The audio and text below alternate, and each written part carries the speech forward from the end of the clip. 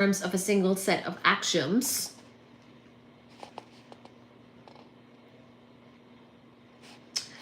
Instead, it may be like maps. You can't use a single map to describe the surface of the Earth or an anchor ring.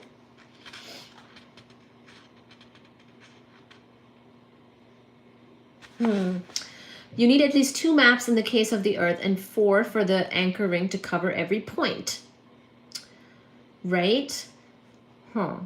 Ha ha ha ha ha. Each map is valid only in a limited region, but different maps will have a region of overlap. The collection of maps provides a complete description of the surface. Similarly, in physics, it may be necessary to use different formulations in different situations. So don't expect the same type of brains to work all the time. But 2 different formulations would agree in situations where they both can be applied. The whole collection of different formulations could be regarded as a complete unified theory, though one could not be expressed in terms of a single set of postulates, right? You know, but can there really be such a unified theory, or are we perhaps just chasing a mirage? There seem to be 3 possibilities. So it seems like the brain stuff is basically saying, like, it's not like the same type of string theory will always work. Right? Not the same. But are we chasing a mirage? What's really going on here? So the 3 possibilities are, number 1, there really is a complete unified theory or a collection of overlapping formulations, which we will someday discover if we're smart enough. So it could be that it's so complicated that we just haven't been able to get to it yet, and it's still a research topic. And I do believe that is generally still kind of regarded. Like, if you work on a grand unification theory, it is still novel. It is still considered to be not really something that we totally understand or get yet. Number 2, there is no ultimate theory of the universe, just an infinite sequence of theories that describe the universe more and more accurately. So it could be that we cannot actually unify all these theories, and quantum mechanics works for quantum and classical works for classical. You know, maybe there is not a way to really unify them. And we have to accept that certain theories work in certain circumstances for certain scales, and that's about it, in certain regimes, and that's about it. And we can't really have a full-on unification.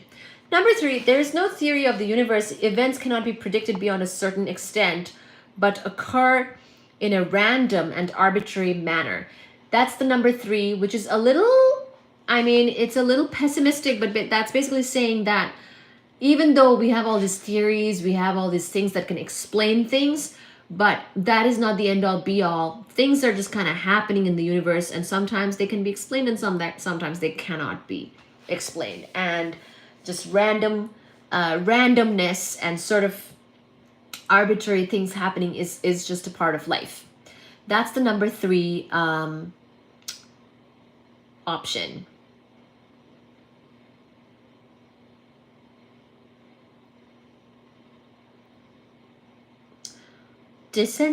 Disingenuous. Some would argue for the 3rd possibility on the grounds that if there were a complete set of laws, that would infringe God's freedom to change his mind and intervene in the world. So there could be sort of like a spiritual or religious reason preventing us from having a theory of everything, because that prevents the Almighty from doing things that God might want to do at some point, if you believe in a God. So it's a bit like the old paradox: can God make a stone so heavy that he can't lift it?